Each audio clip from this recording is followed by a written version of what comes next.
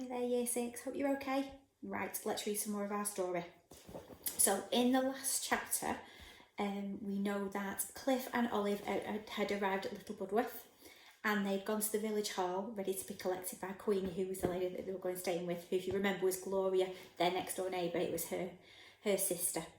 Now, they arrived at the village hall, and she described the ladies that had come to collect the evacuees, and she said they were discussing them as if they were trying to choose what cake to have with a cup of coffee. She was not very happy about the way that she was being talked about, really.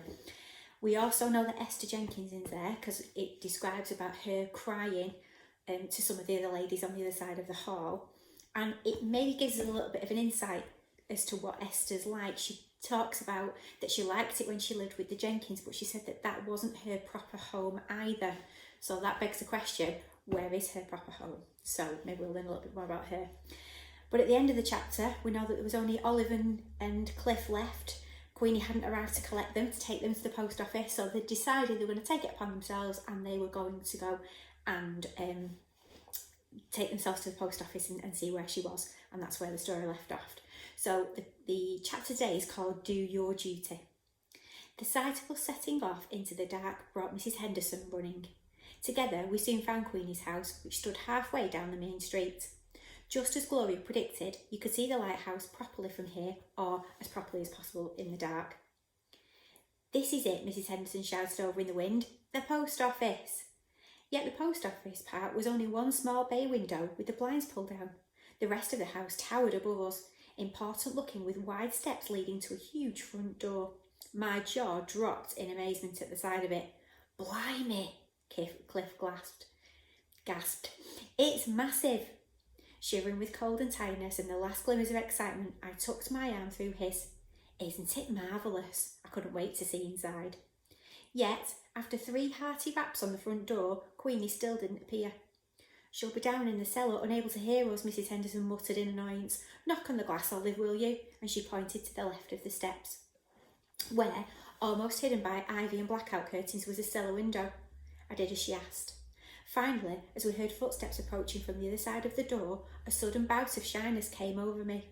The person I was about to meet was Suki's pen pal. She'd be wonderful, I was certain. I just hoped she didn't mind having us foisted upon her and a pair of windswept homesick kids.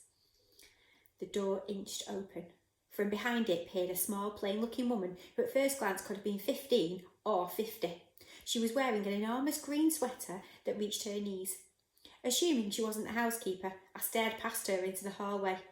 "Your evacuees are here, Queenie," Mrs. Henderson said rather pointedly. "My..." The woman clapped her hand over her mouth. "Oh, is it that time already?" I put down my suitcase in surprise. So this was Queenie. I could see now she wasn't that old. She wore glasses and had freckles and reddish poker straight hair. I supposed I was expecting someone fashionable like Suki. She definitely wasn't. Clearing my throat, I stammered, We live next door to Gloria in London. She's arranged for us to come and stay." Queenie eyed us coolly. Her glasses were so thick, it was like being stared at through a fish tank. "You look rather weedy looking. I was expecting someone a bit stronger." I blinked, taken aback. Suki always said I was slender, which sounded nicer, even if it wasn't true. Queenie brightened. "Can you run? Who's faster, you or your brother?" I'm not sure," I stuttered. "I was the fastest at my school," Cliff chipped in. "You're even weedier than your sister is by the looks of you," Queenie remarked. Cliff stared at her, wide-eyed and open-mouthed. It was almost funny, except taking all my concentration now not to burst into tears. Mrs. Henderson sighed. "For heaven's sake, Queenie, let the poor devils in. At least let them get inside. They're exhausted." "I'm checking their credentials," Queenie replied sharply. "I need workers, Mrs. H. You know how busy I've been here since I lost the Jensen boys." "Who are the Jensen boys?" Cliff asked before I could. Queenie ignored him. It was Mrs. Henderson who explained. "A couple of local lads who work for Queenie in the shop, doing deliveries. They've been called up to the army." "I'll be expecting you two to pull your weight," Queenie added. "Call it the war effort if you like, but be warned, I've got no time for idlers." My hopes of exploring the beach tomorrow faded. Though I was willing to do by bit, more than willing, especially if it meant getting back at that stupid Mr. Hitler. I'd lost my dad to this silly war. which surely meant I had the right credentials. I'd have explained this too, had Mrs. Henderson not given me a little shove in the direction of the door. "In you go," she said. We stumbled inside. I was glad to be out of the wind at last, but as the door closed I realised Mrs. Henderson was no longer with us, and I suddenly didn't feel so brave about being on our own. "She's gone to milk her goats," I reminded Cliff, who was managing a feeble smile. Reaching for his hand, I put the last of Gloria's toffees in his palm. Queenie took us into the hallway. There weren't coats or umbrellas or gas masks hung on the hooks like at home. This hall smelled musty like a church and echoed like one too, as the floor was paved with flagstones. The only light came from a candle that Queenie was holding. It wasn't what I expected. None of this was. "Follow me," she said, leading us deeper into the house. From the hall we went up a staircase, lugging our suitcases, satchels and gas mask boxes. All day I'd built up an idea of Queenie in my head. The reality was, well, different, and I had to admit, horribly disappointing. She hadn't even remembered we were coming. She hadn't even mentioned Suki, and she was supposed to be her friend. As for supper, I was beginning to give up hope. At the top of the stairs we trudged along a landing where the floor tilted and creaked, and where the dark grew even darker. "She's not on the electric, is she?" Cliff hissed in my ear. "Doesn't look like it," I agreed, wondering what else Gloria hadn't told us about her sister. Finally we stopped in front of another staircase. This one so steep it was almost vertical. "I've put you in the attic," Queenie said. Beside me I sensed Cliff stiffening up. He hated heights, and those stairs, slippery, painted, uncarpeted wood, looked capable of breaking necks. "You'll want to unpack, I expect. Don't let me keep you," muttered Queenie, though once she'd given me what was left of her candle, it was obviously us keeping her. Cliff and I shared a bewildered look. I don't mean to be rude," I said, "but are we having supper?" "Are you expecting me to cook?" She made it sound like I'd asked for a trip to the moon.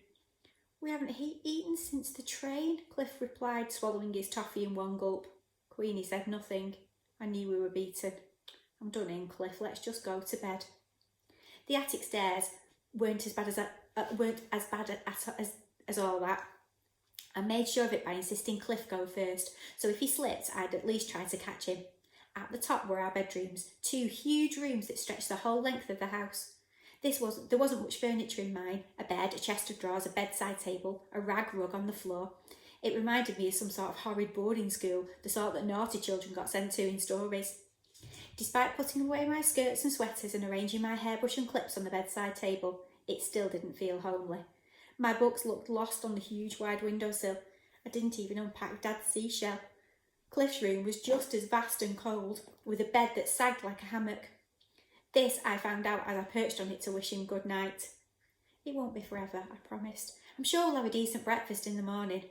Luckily, Cliff was already falling asleep. "It's not that bad," he mumbled into the pillow, "though I was really hoping she'd have a dog." It was Queenie's chilly welcome that sat uneasily with me. Odd that our sister, popular, fun, pretty as a pin-up, would be friends with someone who wore old droopy sweaters and didn't actually seem to like people very much. Other than being similar sort of age, I couldn't think what they had in common. Back in my room I got into bed. The pillows, the sheets, the pillowcases, everything felt damp with cold. Heaping all the blankets I could find over me, I climbed back under the covers and decided to write a postcard home to Mum. We'd all been given a pack of blank ones early by Mr. Barrowman. "Keep your messages cheerful," he'd warned us. "No homesick blubbing, no moaning about your house. Your parents have got more important things to worry about than you lot." Blowing on my almost numb fingers, I got to work. "Dear Mum, the train took 7 whole hours, but it was jolly good fun meeting the other children on board. Queenie's just how I imagined her. She's made us ever so welcome. We've got our own bedrooms, and Cliff's so happy, though he wishes there was a dog here. Lots of love, Olive." The candle Queenie'd given me soon burned low. What helped was the lighthouse beam as it swept through the attic. Count to 6 and it was dark. Count another 6 and it went bright again, edging the blackout curtains with gold. It didn't bring any heat though, and once I'd done the postcard, I got out of the bed and put on Mum's coat over my nightdress. It smelled faintly of Suki and something smoky and a little bit bitter. Giving it a big sniff, I breathed my sister in, though the smoke smell was stronger and I didn't like the way it reminded me of the air raid. filling my head with awful shadows. Enough, I told myself, just go to sleep. Couldn't get comfortable. The sandwich wrappers from earlier were still stuffed in my pocket, and every time I moved, they crackled. In the end, I took them out. Yet when I lay down again, the rustling noise was still there, coming from inside the coat. I checked the pockets again, both were empty. What I could feel was something stuffed into the lining. Intrigued, I sat up, lighting the remaining stub of the candle. I was now able to see the loose threads in the seam below the pocket, a slit big enough to put my hand in and pull out a folded up piece of paper. Though at first it looked so wrinkled, I just thought it was a tissue. But then I saw the writing. It was big and clear and definitely not Suki's own. It wasn't a letter. I wasn't actually sure what it was, and I spent a good few minutes staring at it. It said day 9 and then a series of numbers and letters. I wondered if it was measurements or a lock number or a list of those plates that go on the front of cars. Yet the more I studied it, the more I felt uneasy and uncertain. This was some sort of code. Okay, I'll read the next chapter to you tomorrow. See you later. Bye.